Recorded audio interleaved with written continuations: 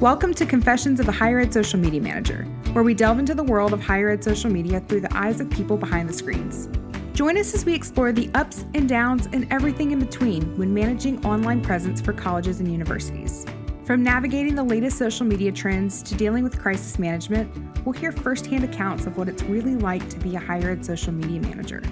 We'll sit down with masterminds behind some of the most innovative and engaging social media campaigns in the field and hear their behind-the-screen stories, best practices, and insider tips. Whether you're a seasoned pro or just starting out, sit back, grab your headphones, and get ready for some candid confessions and valuable insights into the world of higher ed social media. Confessions of a Higher Ed Social Media Manager is part of the Enrollify podcast network.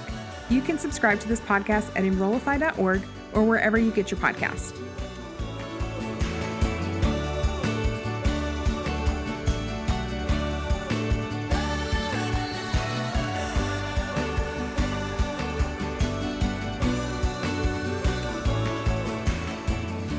Welcome to Confessions of a Higher Ed Social Media Manager. I'm your host, Callie, and I'm so glad that you're tuning in today. Today, I'm chatting with Sarah Wells, who is the Social Media Communications Officer at a Canadian higher ed institution, and she has worked in higher ed for the last 10 years. Welcome, Sarah. How are you today? I'm great. Thanks for having me, Callie. I'm excited to be here. Absolutely. Let's kick this off with an easy question. So how did you get into social media? Well, I studied at Brock University. I studied popular culture, which is kind of a weird degree, but I met my mentor there who was teaching computer mediated communication.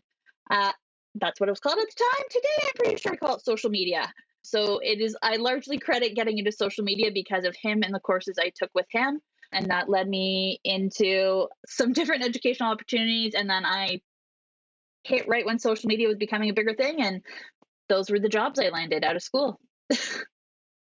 That's so cool. So let's just kick it off with a deep question. What do you think is the most under-discussed part of working in social media? Most underdiscussed. That it is at times the best job and at times the worst job. Working in social media, like especially in higher ed, when you're helping students or being part of their experience, that's incredibly rewarding and it's the absolute best experience. And you get to be part of such magical moments.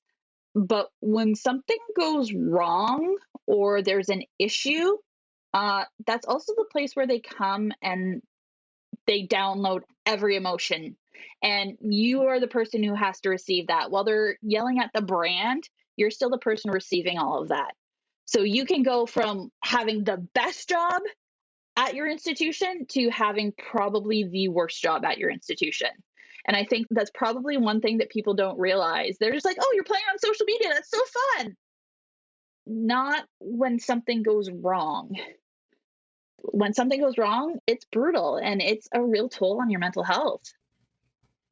Absolutely. I think that that's 100% like something I would list as well. I think, especially, I know that we often refer back to COVID times and like when we were in the thick of it. And that was one of those times where we were on the front lines. We were that key communications piece for our students. And so we had to deal with a lot during that and how we managed our students' expectations and their communication with the university, and then also just bearing the weight of a lot of that grief that their experience was not what they had thought it was going to be. So definitely agree on that. And it's really Um, hard too that when you can relate to what their frustrations are, what they're feeling, but you're not allowed to, I guess you could say, sort of thing. Like when you want to relate, but you have the institutional messaging and you need to follow that script and you need to do that, but you want to really be like, I'm with you. Like, I completely agree. This freaking sucks. And it's really hard to be there and to do that. it's, yeah, I think I talked about this on my last episode with Liz, but I remember sitting on my porch. It was March of 2020, late March. We had just decided that we were not going to hold commencement in May. And I was about to send out that email and I just cried because I was so upset that like our students weren't going to have this. But as the institutional accounts couldn't express any emotion. And I was so connected with these specific students because they were my first incoming class of first year students. And I saw like to see them go through their 4 years. And oh my gosh, I was a wreck. But online we have to be strong and put together. But yeah, I don't think it's talked about enough of just the weight of stuff that we carry offline that we have to shield from the internet. And one of the things that I love about the Higher Ed Social Facebook group is that that's a place where people will come and just say, like, I'm having a rough day, like, this is what we're going through. And they'll find encouragement or help or whatever they need. But that's a place where it's on the internet, but it's off the main accounts. So it's like a secret. Yeah, it's not just a space for professional development, it's a mental health support system. Oh, 100%. Yeah, it's a safe spot for higher ed, and I think one of the things I love about our industry is that people really hold that community over competition mindset. Like, if you ask a question in the higher group, like, people are going to give you answers, give you tips, give you documents, give you whatever you need. We're not the admissions offices that have to kind of not fight for students, but, like, compete for students. That's the best word for that. We're not competing to, like, sell our university in that group. Like, we're not trying to out one up each other. But I love that it's a place where you can find, especially if you're a team of one or a small team, that you can find people that are in the same boat with empathy and compassion. So if our followers are not in the higher ed social group, we'll have it linked in the show notes, but it is the most incredible Facebook community for people who work in this field. So let's move on to our next question. Do you manage a student team at your university? I have worked with a ton of students in my time at my school. I currently have 2 students that I work with who are absolutely amazing. And 2 students I work directly with, and then a bunch of other students that I work with indirectly, if you will. That's so cool. Do you have any tips or tricks for like maybe things that your students do that are helpful for you as an office? Yeah, so one of the things for me is that I always try to remember we're at a higher educational institution. If we're working with students, that's part of their learning experience. So it's not only about what they can do for us, but what learning experience can we provide for them. So I think the Mm, biggest thing when you're working with students is to have those conversations and understand kind of what the expectations are from both sides. Understand what it is, helping them understand what it is you need from them, but also understanding from them what they want to get out of the experience and what they're hoping to learn or what they need help with or what they need advice on. And really having that open communication and remembering that it's a learning experience too. So giving them the room to try things, to experiment. Yeah, make sure they understand brand and the voice of your institution and things like that. But give them the room to experiment and to fail and to try different things. If you can find those opportunities, it's amazing what they can come up with. So the biggest thing for me is with your students, make sure you're not just giving them orders. You're not just telling them what to do. They are part of your team. Communicate with them. Ask them for ideas. Students are the best resource if you're managing social media in a higher education institution because they know what they're looking for. They know what their classmates are looking for. They provide amazing insights and also they grew up with social media in their hand from like day one. So they understand every new platform, what voice to have, what type of content to create. Like they get it. So yes, we are the professionals, but we still have a lot of room to learn from our students as well. So give them the room to be the expert, to teach you, um, and leverage all that they can do. I cannot talk about how important that is enough. I think that students, we're selling the student experience and like, yeah, we're selling education too, but a lot of students have options for their education. And so this on campus experience is really what makes each university different. And so utilizing your greatest asset, your students, to tell that story in the most authentic way possible is so important. And they are on the ground. I think so when I started my work at the university, my first university that I worked at, I was still a student at the time, but was running the main accounts. And so it was very interesting time there, a lot of staff changes and department changes and stuff like that. So somehow I was given the keys and it was one of the greatest experiences of my life. But I moved to the residence hall. I was commuting from my parents' house, but it was like a 45-minute drive. And so I ended up moving onto campus, and so that first like year and a half that I worked and was running social, like I was living in the day-to-day of campus. And when I moved to my apartment, I remember thinking, I just lost my massive like asset of having that in dorm, in campus 24/7 experience. And so I recruited a team of students and I was like, okay, I just lost this entire perspective. I need that back. So yeah, if people don't have a student team, tap into one, find some of your students. I always fought admissions because admissions always had they found the best students because they needed students for tours and like they trained them so well. And so sometimes I would be like, do you have any students that like maybe want a few extra hours a week? Because I knew that they had always like found the best. And we were also a very small college. So like when we're talking about admissions having like 40, 50 students on their team, and yeah, they did have a lot because they did all the tours, all the there had a few admissions counselors, but like way more students.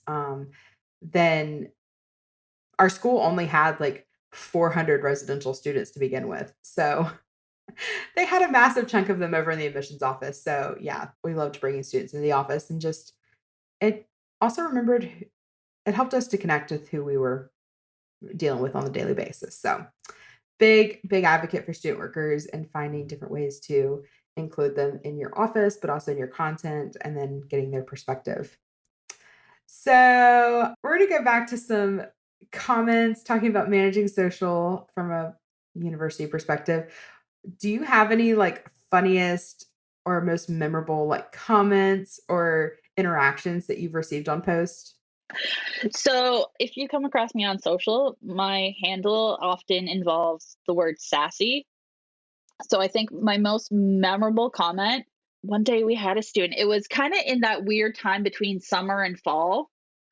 And if you're like my school, like they turn off the AC at some point because it's like nice enough outside, but it's not cold enough for heat. Like we were in that period, but apparently some of the classrooms were getting like super warm and students were complaining. So I thought, okay, let's explain. They're like, can you turn up the AC? So I tried to like be really nice and explain that, hey, we're actually at this point, the heat's not on yet. They told us to turn down the heat. I said, actually, the heat's not on yet. We're at the point where this happens. And I explained the process. And they told me to turn down the sash and turn up the AC. And I was like, I legit was not being sassy this time. There are times when I've certainly wanted to be, but I wasn't this time. And I totally got called out for it. So that is probably That's my so most memorable because anytime someone's like, come up with an alliteration for your name, everyone like, I'm a Sarah. So everyone's like, super and whatever. And I was always like, sassy. I'm sassy. That's what I am. So it was hilarious that they said that. So that is probably my most memorable thing. I will never forget because then I felt I really owned my nickname. That's hilarious. I love that. Student clapbacks are some of the funniest things I have read. I love them. I love the creativity. Sometimes I'm like, "Ooh, I definitely just got roasted," but like props to you for like pulling that off so well, Yeah. or so on brand. I'm like, I can't be mad. Like that was too good. Like you just how? It's like, okay, I have Um, to give you this one. I'm sorry. Yeah. So, as a university in Canada, I am interested to know like, are there certain trends that you see on US accounts that like you can't pull off on Canadian accounts, or are there Canadian trends that you can or can't do for your accounts? We're not diving deep into like school specific, but just like perspective on trends. Well, one of the things that I can't get into, so like football is huge in the States, right? I am at a Canadian college and we don't have football. Like that is just not a thing. And actually, as a whole, like varsity athletics isn't as like huge as it is at American schools or even Canadian universities. Like varsity is huge and it just doesn't get the hype that it does elsewhere for us. Hey, all, Zach here from Enrollify. If you like this podcast, chances are you'll like other Enrollify shows too. Our podcast network is growing by the month, and we've got a plethora of marketing, admissions, and higher ed technology shows that are jam-packed with stories, ideas, and frameworks that are all designed to empower you to become a better higher ed professional. Our shows feature a selection of the industry's best as your hosts. Learn from Mickey Baines, Jeremy Tiers, Jamie Hunt, Corinne Myers, Jamie Gleason, and many, many more. You can learn more about the Enrollify Podcast Network at podcasts.enrollify.org. Our shows help higher ed marketers and admissions professionals find their next big idea. Find yours at podcasts.enrollify.org. Both schools that I worked at did not have football teams. So I often forget that is a very large part of bigger universities. I mean, the school down the street from where I live has a massive football program, and that like takes over our town during the fall. Like everything is based off of their football season. And so that is one of the things about smaller universities is like we don't have that influence. But I wonder sometimes like there's pros and cons with having massive football or athletics in general, and how that it gives you content for your main accounts, but it also like is almost a full separate entity from main social. Well, and one thing that we are able to do that a lot of US schools aren't able to more, we still have TikTok. That's still part of our repertoire. So that's one thing that we can do that some of you down south can't. Yeah,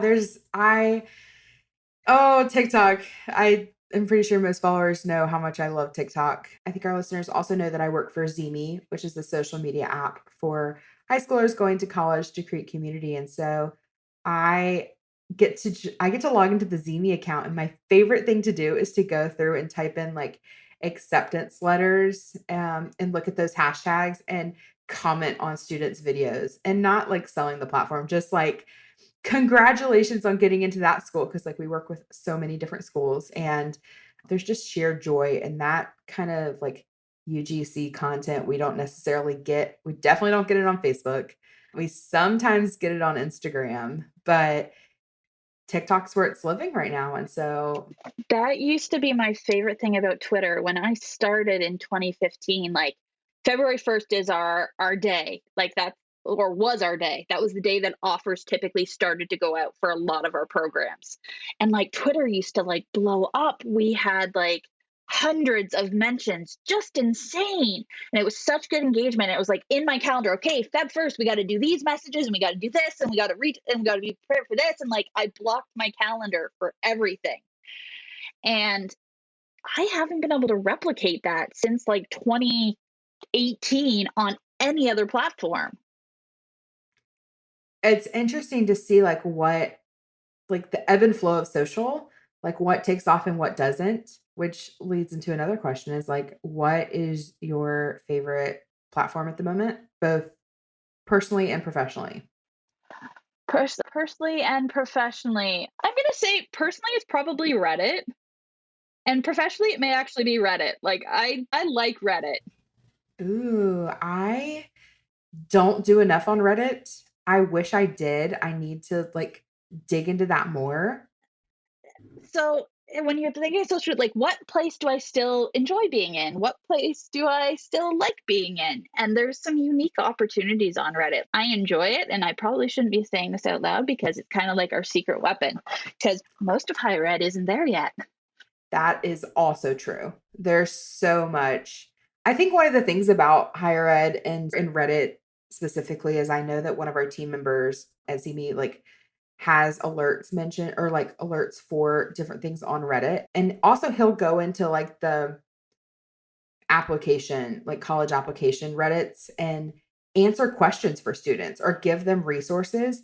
And he's again not selling our platform at all. He is literally just being a higher ed resource and like steering people to where they need because so many questions get asked on Reddit. So many. And like we own our sub and we have a brand account on Reddit. Oh, But nice. there is a general one for our region that people go in and ask questions, and they ask questions all the time about this school versus that school, or what do I need to know about the application process, or what do I need to know about this process or that process. And I'm in there, I'm answering anything because I'm like, worst comes to worst, I'm like, I'm trying to be helpful, but hey, if somebody sees me being helpful and goes, I like the way that school's supporting people, hey, happy coincidence. I love that. That might be one of like the slept on hidden gems that higher ed doesn't find often and utilize enough. I recently got asked by someone, who does Reddit really well? I was like, us. No, but who does Reddit really well? Us. But who's the leader? Us. And oh, it's been part of our strategy for probably 4 or 5 years now. Interesting. I wonder how many people are going to take that and now go and start checking Reddit now. That'd be interesting. Have you gotten on Threads yet? Oh yeah, we may have had like the best starting thread ever. Yeah, we actually a few years ago, one of our design looks was we threaded our logo. Like, have you ever seen thread art with the nails and the Yeah. yarn and that? Yeah. We created our logo out of that. That's amazing. So I said, hey, we've been ready for threads for years, and posted a picture. That's incredible. Oh my gosh. Man, like how do you top that? It was perfect. It was the perfect thing. And it's funny, like I have a friend at another institution and she's waiting for a meeting to see if they're going to use threads. And like day one, I was on there and I was like telling my SMRs, I'm like, you have an Instagram account, go claim your handle. Like, make sure you have it. Like, if you don't post anything yet, that's cool, but get your handle, sort of thing. Like, and that was day one. And I love that I'm able to do that. Now I'm trying to figure out how we use it, but that's a slow process. Yeah, I think it's interesting right now because I was trying to explain Threads to somebody the other day, and my best explanation is like the brands, not necessarily higher ed. I would say like general brands that are on Threads right now. It's a mixture of just like unhinged content. Like it almost feels like you gave social media managers a place to go have fun without the like corporate restrictions. And they're just like I'm thinking about specifically Sonic, which is a drive-in restaurant in the US. Sonic has been like unhinged over there. I saw the airports like doing their little round robin the other day of like checking in for flights, and I was cracking up at that. But like it is one of those where you have a little bit more freedom, kind of like TikTok, but in written form, where it's not heavily regulated yet, and like all the early adopters are on there, and so it's interesting to see. I love that you said like not many people are there yet. And I love the fact that our Threads account outgrew our TikTok account in 72 hours. Oh, I mean, okay, let me rephrase. There are a lot of people there. I think there's what they say 100 million people signed up like Yeah, something like immediately. that. Yeah. Something crazy. But like I think people signed up and then backed off. Yeah, they're sitting I'm there one of those waiting to see people. what's happening. I think I'm going to bring this up now, mainly so you and all of our listeners can hold me accountable on this. But I want to do another mascot collab like we did last year, but it was a little chaotic. I was in a little bit of chaos at that time in my personal life and work life. And so it ended up not being as organized as I would have liked it. It was a very chaotic process when you bring like 18 schools together from around the world and then trying to get people to submit the right thing and then keeping track of the 500 different ways people were sending me their content. Pretty sure we left people out of that video by the end. And then there was one school where they, I guess, changed names. between the time they submitted it and the time that we posted it. And I'm just like, oh, what? So is there a way to do it through one of the platforms? So it's like first person posts, and then they stitch it in the second person and then the third person, and like we could just stitch it and like you tag a school to join. Yeah, I think you can. I mean, you could do that on Reels. I think you can like remix it and stitch it because I would say TikTok, but I guess we could try it on both and see which like if you're on it, if you're a TikTok school, then yeah. But if you're not allowed on TikTok at your university, then you could do Instagram. But I feel like that would be a fun. I'd maybe like passing something like um along like the previous one we did like the boom boom swipe boom boom swipe, and so yeah, doing something where we're at Christmas time we need to do another one that's like the pass this to Kevin, and then passing it back. How funny would that be with like all these different mascots? The other thing I was just thinking, like, could we do it somehow and do it like either kind of like Uno, where you have to pass it to a mascot who's either the same animal or the same color? That's so smart. Like That something would be like so that. Because I fun. was just thinking, like, there's a ton of birds. There's a There ton are. of like horses. Like, there's a ton of like farm animal. Like, there, you could do that, Yeah. and then there's a whole bunch of like random colors for all these things. So you could do colors or That's smart. I don't know. We'll think this through and post it, and so we'll see if we can come back into the show notes later and like post a link to this once we make it happen. If people are listening to this like 6 months, a year from now, and we're like, I wonder what happened with that idea. But now there's two of us on it, so we have to make it happen.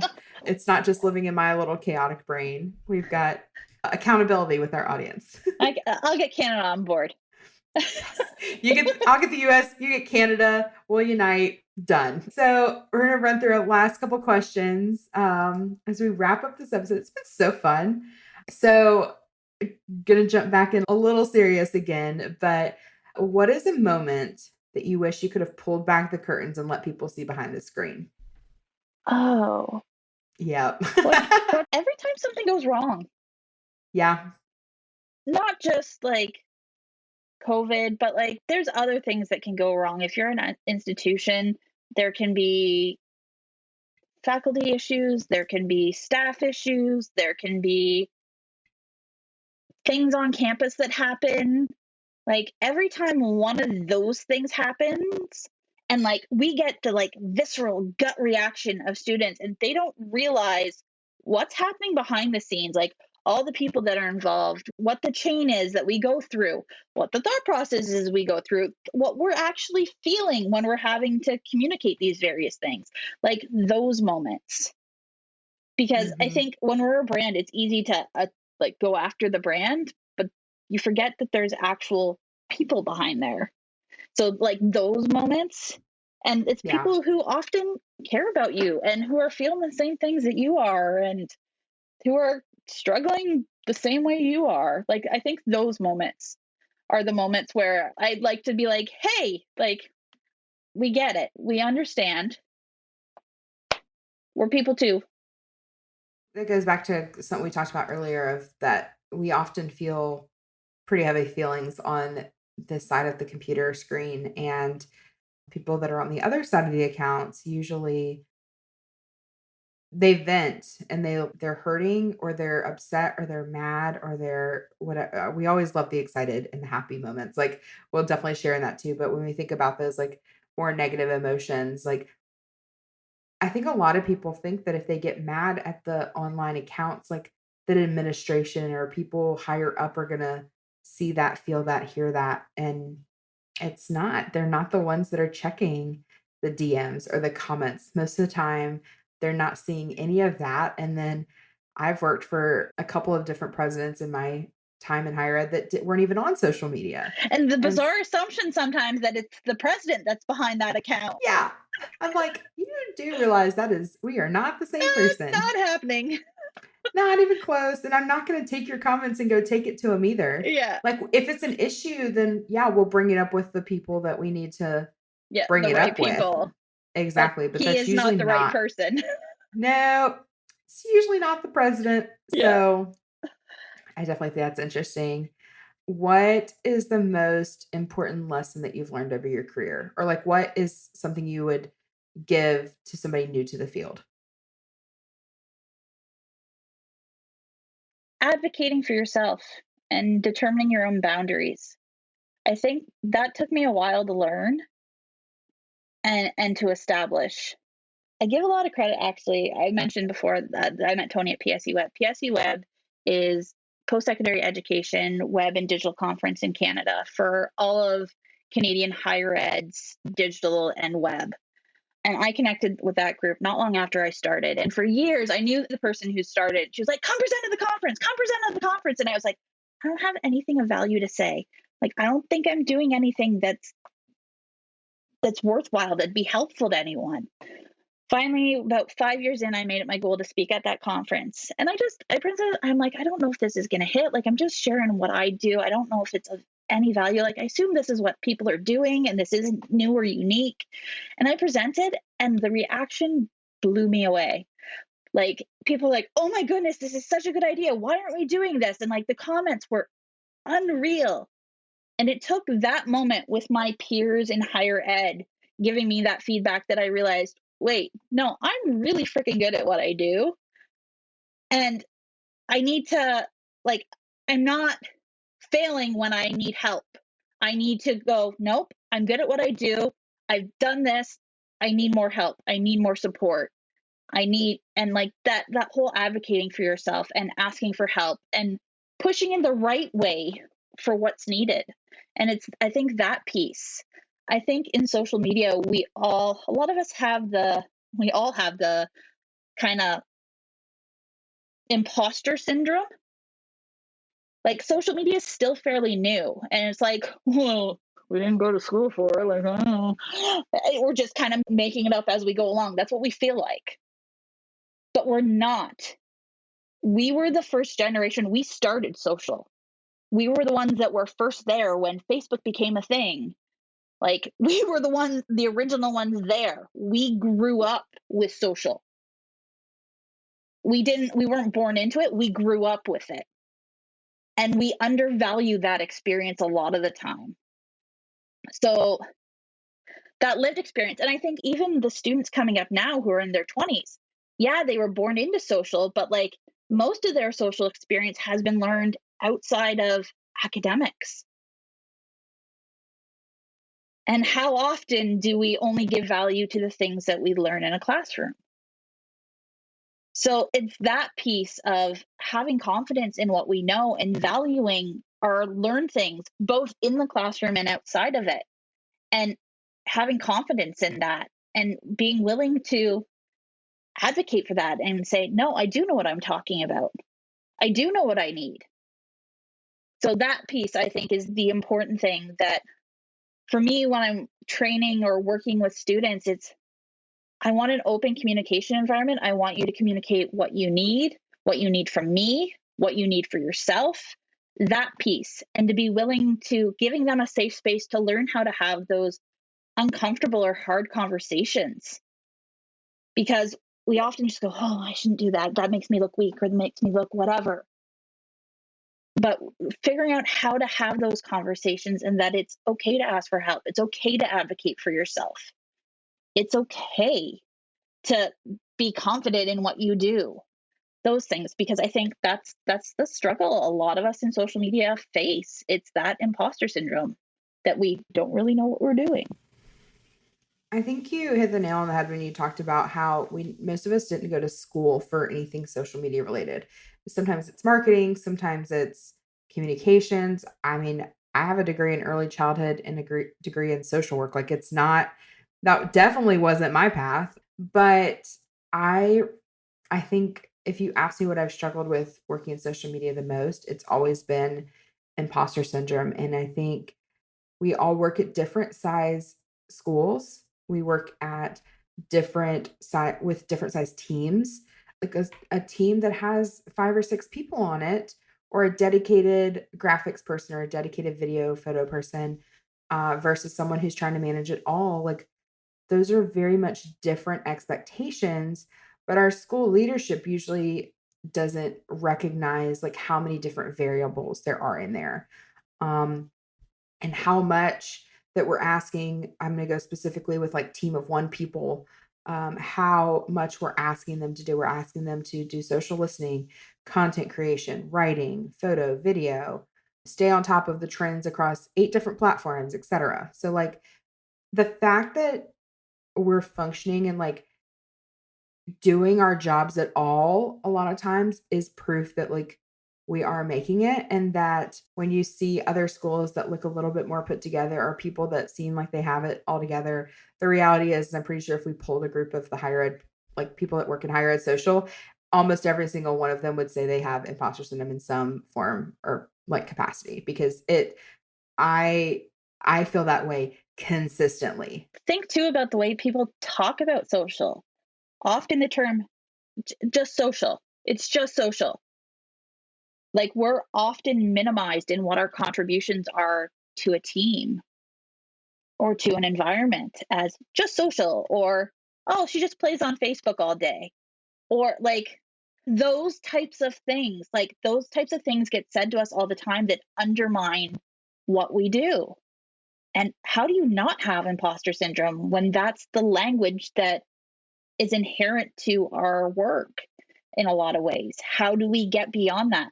Part of how we get beyond that is groups like Higher Ed Social and PSE Web, where we talk and support each other and go, no, legit, like you're doing it. Like what you're doing is really great. And building that community of support and empowerment, because we are still facing those words in the community around us. Well, I think it's also important to note that like we are also working with academics who are usually the top in their fields.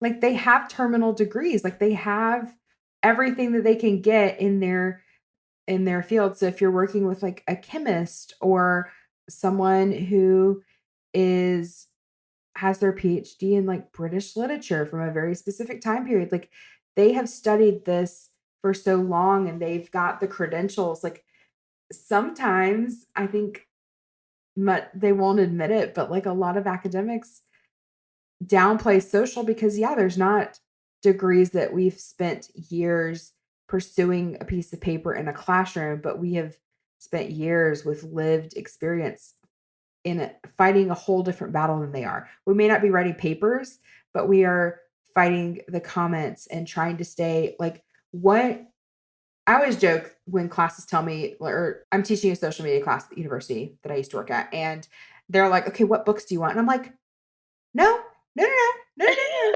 We no, no, no, no, no, because A anything that's notebook to write printed." ideas. Exactly, exactly.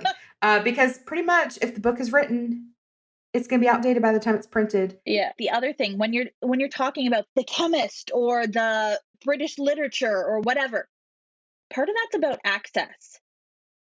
To learn those things at that level, it is a select few who have the money, the intelligence, the whatever. It's an elite or smaller group.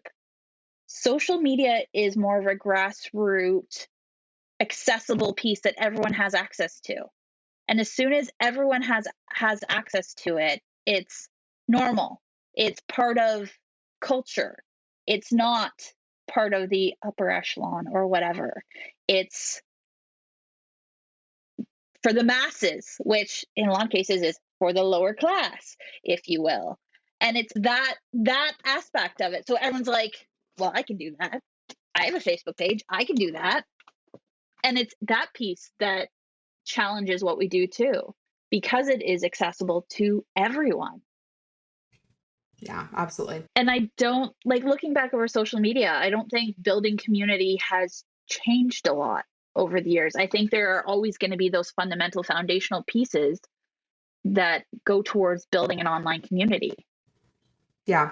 Where the community lives may change, Yes. but building community itself doesn't. Yeah, exactly. It may be on a different platform. It may look a little bit different on TikTok than it maybe does in a Facebook group or on Threads or LinkedIn or whatever Yeah. the platform. But whatever comes next.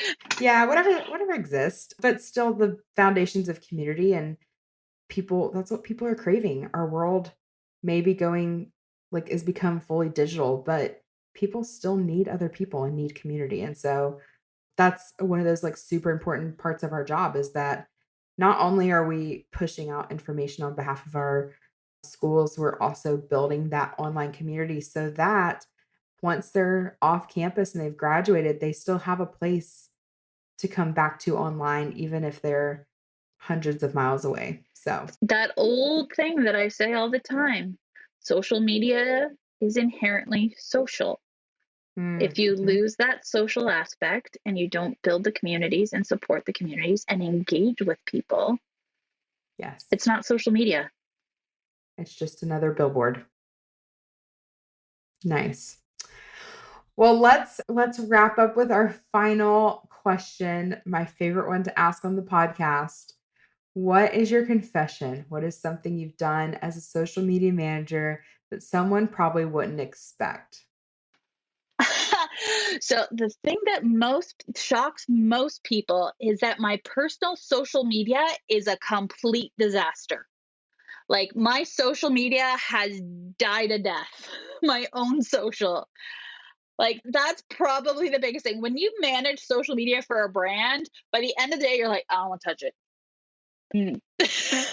And like my Twitter comes alive for 1 week in July every year for the PSE web conference, or when I have an issue with a brand and I need to yell at them. That's about when my Twitter accounts are active. My personal Instagram, if there are 2 posts on my Instagram account each year, it's a miracle. My Facebook page, more scrolling than posting. LinkedIn has probably actually been the most active as I update like micro credentials and things I've taken. But yeah, no, my I spend a ton of time on social, but I don't post a lot. And it's so funny. We were at a conference last week and the people I were with, they were like tweeting all the time and they were posting and I was like, I forgot to take a picture of that. I forgot to do like when I turn off work social, it's just like that leaves me. It's gone. Mhm. Yes, I concur. I also my personal social is a disaster. Not TikTok. That one's thriving because that one's where all my small business energy goes. But like, yeah, trying to manage my own personal accounts at this point, like it's so minimal because I spend so much time doing other things that it's not for lack of being on social, it's just lack of having like the time or energy to figure out what I wanna post, and so if I post every, like, couple weeks on my Facebook as, like, a life update, Yeah. just for, like, all of my I'm still mom's here. friends. Yeah, I'm still alive, I still exist, like, I'm still kicking away, but, like, if you wanna find me, you're gonna find me over on TikTok, probably TikTok Live, packing orders or building new creations or whatever. And then I've had the added spin of that in addition to all the Meta apps and TikTok and LinkedIn and all that. I'm also throwing in Zeme. And so I'm actually so as someone like the Zeme app is meant for high school students going into college. And so the amount of time I spent in other colleges group chats on Zeme, just seeing what students are talking about is it's fascinating me, like, when you put a bunch of students in a group chat and to see what they say. The other day, I might have posted this on social talking about it, but there was a random Miley Cyrus song, like, thread in one of the college group chats where they literally just, like, line by line started, like, typing/singing this Miley Cyrus song, and I was just like, "What is like, how did this come to be?" Like, it was such a fun, like, it takes me back to, like, OG Twitter in a way, slash, like, Facebook group, but modernized, It and it so sounds like our Discord. oh, yeah, very much, probably, yeah. Do y'all utilize Discord for your We university? do. Yeah, and I think from my confession from that people will be surprised about is what socials we use and put effort behind. Because like everyone's got the big four, if you will, the Facebook, Twitter, Instagram, LinkedIn. But like I said, we have a strategy for Reddit. We have a strategy for Discord. We have a strategy for Spotify. Like we leverage some of the kind of fringe platforms as part of our strategy. which I think surprises a lot of people when all of a sudden I'm like, oh yeah, we do this. And they're like, wait, what? What are you doing there? Oh my goodness. We have one of the largest Giphy libraries and some of the most used GIFs on Giphy. Like every time, like breaking news, have you seen the red breaking news banner? Yeah. Is That's it ours. yours? That's ours. Yep. Are y'all pulling a University of Florida? Because UF also made some of the most like generic gifts. They kill it at their little gator gifts, but like the sunshine, the prominent sunshine gifts is the University of Florida's. We have some generic ones. Like we have a lot of branded ones, but we also have like generic ones of like a head exploding, which is great for students when they're studying. We have like sports equipment. So when people are playing sports, like that's in there. We have, because we have a school of dental hygiene. We have like toothbrushes and teeth and like things like that. We have headphones because we are known as Canada's top music school. So we have headphones and a microphone. We have like so many different things that are in there. Even like we have like download buttons or like arrows or things like that people use commonly. It was funny actually. There is a professional sports team who has a very similar name to us. They've used some of our gifts sometimes too. I love that. I love that so much. Okay, so the question is how many GIF views do you have? 2.8 billion.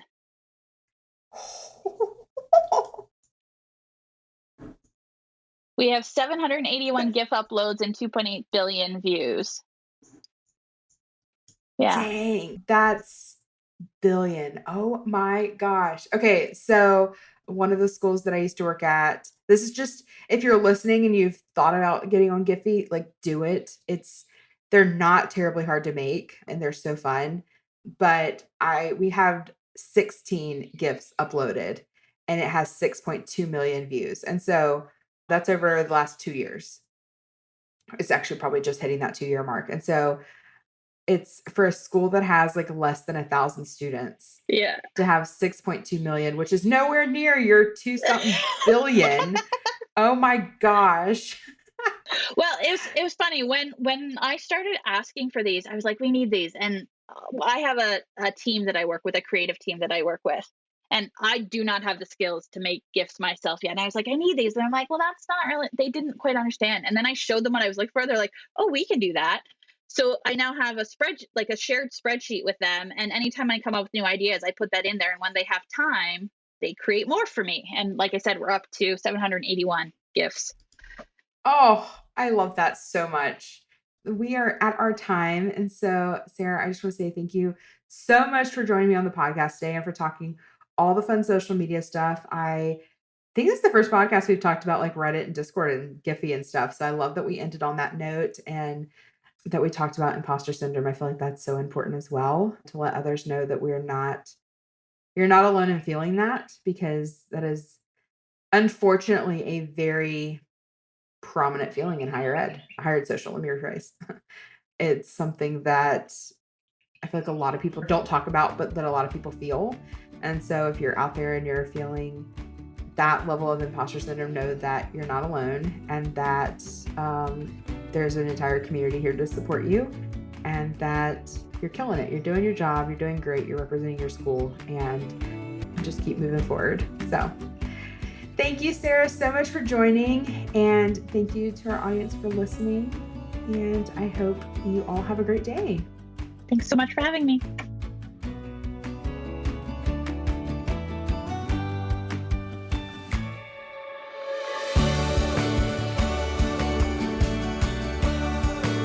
Hey y'all, Zach here from Enrollify. If you like this podcast, chances are you'll like other Enrollify shows too.